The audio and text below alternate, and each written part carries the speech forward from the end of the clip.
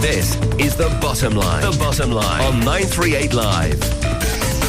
Analysts have given the thumbs up to Singapore Airlines' new premium economy class, calling it a feasible new income stream for the carrier. Still, there are some concerns about the prospects of the group, in particular Tigerair, which is bleeding right now.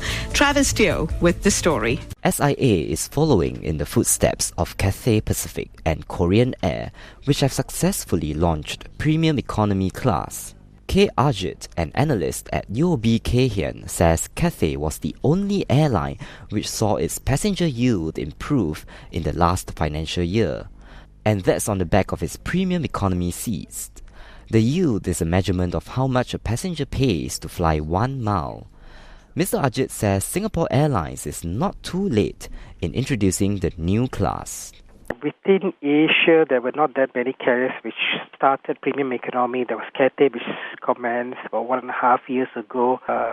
Given that ongoing yield erosion, I think introducing premium economy would probably at least be able to stabilize the yield, at least for the economy and business class segment. Paul Yong, an analyst at DBS Vickers, says the key is in how Singapore Airlines positions the new seats. To have a product that doesn't cannibalize your business class, but instead upsells the product to the current economy class users as well as potential leisure or business travelers that are interested in such a product. So I think that it is a fairly feasible stream. He expects the current financial year to be challenging for the group, but adds that SIA will remain in the black. The next few quarters, they will still be profitable and slightly improved profitability at that.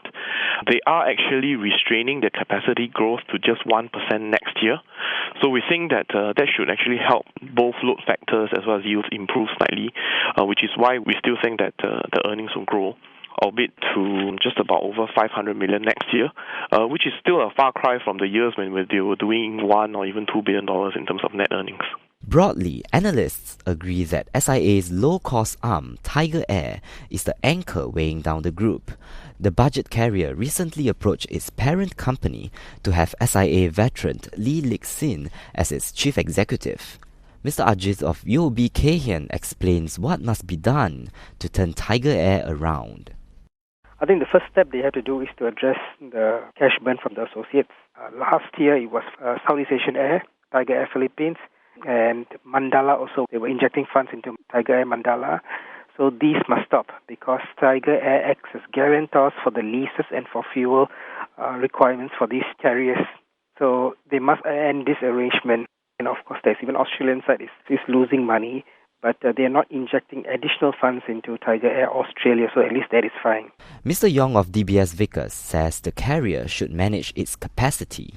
I think the focus of the company should be definitely to try and turn around its operations in Singapore, which is its core business. And, Tigerair, when it first IPO'd, they were actually profitable in Singapore, and now they've reached a stage where they aren't, probably due to over-expansion. So I think the key thing for Tiger over the next 2 years is actually to sort of grow at a more sustainable pace or even restrain some of the capacity growth. Still, he says there's no giving up on Tigerair. Tigerair is actually an important part of their portfolio strategy because it addresses the low-cost carrier short-haul market, which actually is still the fastest-growing segment within civil aviation.